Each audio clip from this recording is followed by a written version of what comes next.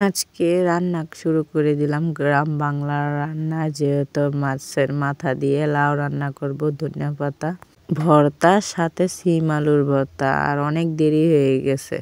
আসসালামু আলাইকুম। গোসল শেষ? হ্যাঁ, খাবার খাইতে হইব? হ্যাঁ, খিদা লাগছে? তাড়াতাড়ি আজকে অনেক খিদা লাগছে।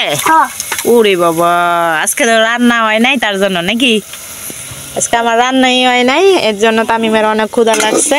আর যেদিন রান্না থাকে সেদিন সে খায় না, সেদিন তার তাড়াতাড়ি লাগে না। আজকে রান্না করতে করতে প্রায় 2টো বেজে গেছে, কিন্তু আমার এখনো রান্নাই হয়নি। যেহেতু আমার ছেলের প্রচুর খিদা লেগে গেছে, যে তারা টাইম টু টাইম খায়, বা আমি রুটিন করেই আমার ছেলে মেয়েকে খাবার খাওয়াই। যেহেতু একটা আজান দিলে তাদেরকে গোসল করায় তাদেরকে খাওয়া দাওয়া শুরু করায় দিই। আর কি আর করব, আজকে একটু লেট হয়ে গেছে। যাই আমি লাকড়ি চুলায় রান্না করতে আসছি, মানে লাকড়ির আগুনটা ধরাইতে খুবই দেরি হয়েছে। আর এদিক দিয়ে আমি লাউ তরকারিটা বসাই দিছি। গোসল করে মারি এতাইতেছো কেন? কি করছো? চেষ্টা করছো? কি চেষ্টা করছো?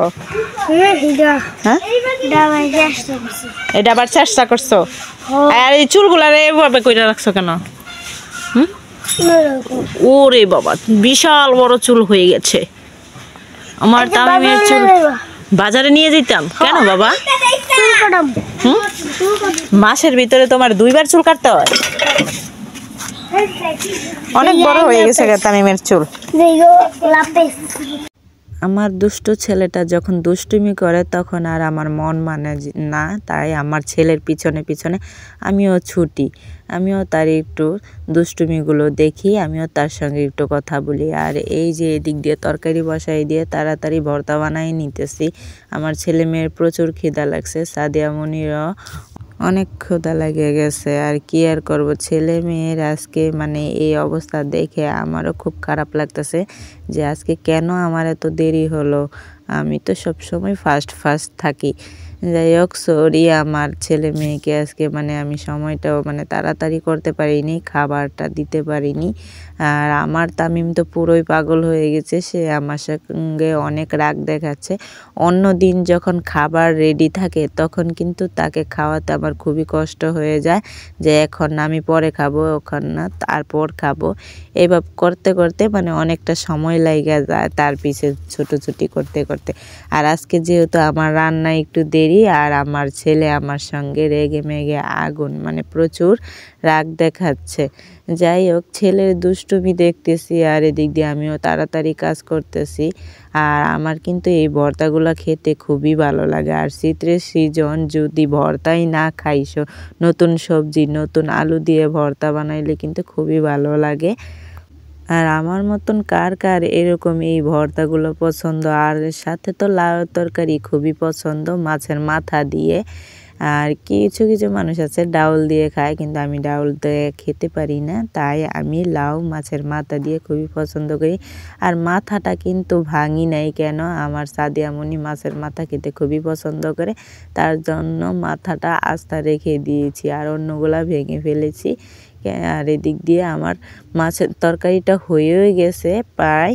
আমি এদিক দিয়ে আবার টমেটোটা দিয়ে দিছি, একটু নাড়াচাড়া করে নিচ্ছি।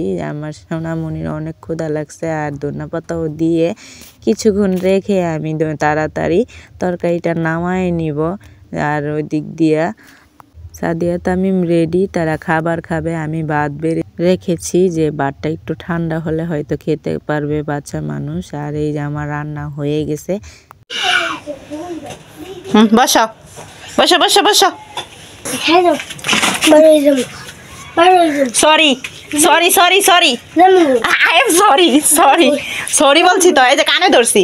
এই যে তাকাও, তুমি তাকাও, তুমি মামুনিকে সরি সরি। আমি তোমাকে কি বলছি? কিছুই বলি নাই, কিছুই বলি নাই, বলছি তাড়াতাড়ি খাওয়ার জন্য। সরি বাবা, আসো তুমি আমার চাদর কো না, আসো আসো।